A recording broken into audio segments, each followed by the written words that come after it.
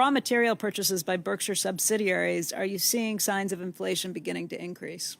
We're seeing very substantial inflation. It's very interesting. I mean, we're raising prices. People are raising prices to us. It's being accepted. I mean, it's not, if we get, well, take home building. I mean, the cost of, we've got 9 home builders, and in addition to our manufactured housing thing, and then operation, which is the largest in the country. So we really do a lot of housing. The costs are just up. Steel costs, just every day, they're going up, and there hasn't yet been, because the wage stuff follows. I mean, if the UAW writes a 3-year contract, we got a 3-year contract. But if you're buying steel at General Motors or someplace, you're paying more every day.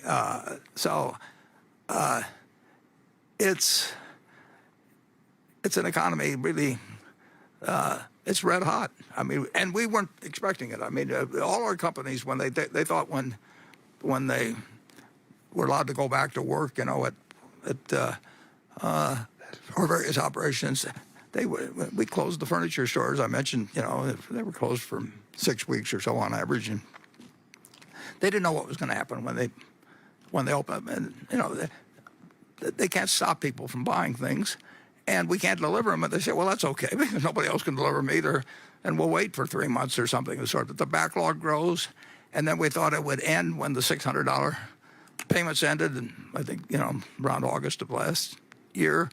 It just kept going, and it keeps going, and it keeps going, and it keeps going. And I get the figures every week. I call, or Blumkin calls me, and we go over day by day what happened at 3 different stores in Chicago and Kansas City and Dallas, and it just won't stop. People have money in their pocket, and they pay the higher prices, and when carpet prices go up in a month or two, we announced a price increase for April. For our costs are going up. Supply chains all screwed up, for all kinds of people. But it's almost a buying frenzy, except certain areas you can't buy yet. You really can't buy international air travel, and so the money is being diverted from a piece of the economy into the rest, and everybody's got more cash in their pocket except for. Meanwhile, it's a terrible situation for a percentage of the people. This suit, I haven't worn a suit, for a year practically, and that means that the dry cleaner nearest just went out of business. I mean, and nobody's bringing in suits to get dry cleaned, and nobody's bringing in white shirts to get the place where my wife goes. The small business person, if you didn't have takeout and delivery services for restaurants, you got killed. On the other hand, if you've got takeout facilities, done, same source sales of Dairy Queen are up a whole lot, and they adapted. But it is not a price-sensitive economy right now in the least, and I don't know exactly how when it shows up in different price indices, but there's more inflation going on than quite a bit more inflation going on than people would have anticipated just 6 months ago or thereabouts. Yeah, and there's one very intelligent man who thinks it's dangerous, and that's just the start.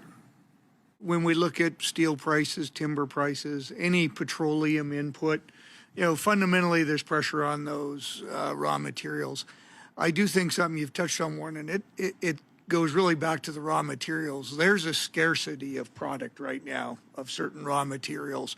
It's impacting price and the ability to deliver the end product. But, that scarcity factor is also real out there right now as our businesses address that challenge. And it may be some of that's contributed or arisen from the storm we previously discussed in Texas. When you take down that many petrochemical plants in one state that the rest of the country is very dependent upon it, we're seeing it flow through both on price but overall in scarcity of product, which obviously go together. But there's challenges, that's for sure.